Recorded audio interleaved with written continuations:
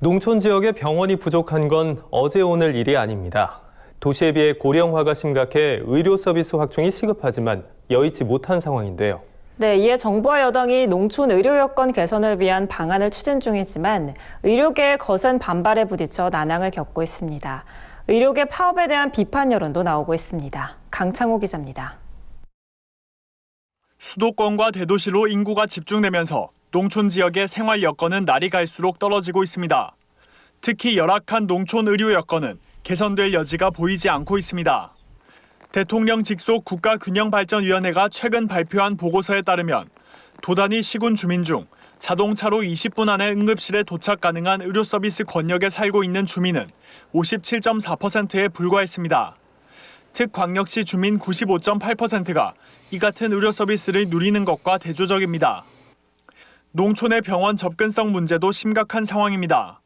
걸어서 10분 이내에 병원에 도착할 수 있는 곳에 사는 인구 비율이 1%도 안 되는 시군이 29개로 집계됐습니다. 전문가들은 도농 간 심각하게 벌어진 건강 불평등 해소를 위해 농촌 지역 의료 인프라 확충이 시급하다고 입을 모읍니다. 지역 책임 의료기관들이 조금 더 많아지게, 좀 더 세밀하게, 좀 더 촘촘하게 만들어질 필요가 있고요. 그다음에 인프라 확충이 의료시설만을 확충이 아니라 그런 접근성을 올릴 수 있는 방법들을 조금은 더 많이 생각을 해봐야 되는 거죠. 이에 정부와 여당은 도농 간 의료 불균형을 줄이기 위해 공공의료 인력 확충 방안을 추진 중입니다. 의과대학 정원을 2022년부터 향후 10년간 총 4,000명 늘리고 2024년 3월 개교를 목표로 공공의대 설립에 합의했습니다.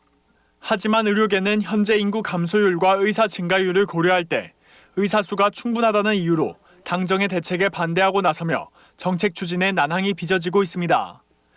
특히 지난 26일부터 대한의사협회는 총파업에 나서며 강경한 입장을 고수하고 있습니다. 현재 전공의들은 전체 50% 이상이 집단 휴진에 참여하고 있고 전국 의료기관의 휴진율은 27일 기준 약 5.8% 수준입니다. 의료계와 정부 사이 강대강 대치가 이어지면서 의료계 파업에 대한 비판 여론이 흘러나오고 있습니다.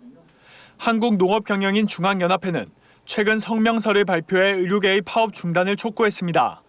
그러며 의료계가 농촌 지역의 열악한 여건을 뒤로한 채 정부 대책을 반대하는 것은 집단 이기주의에 불과하다며 비판했습니다.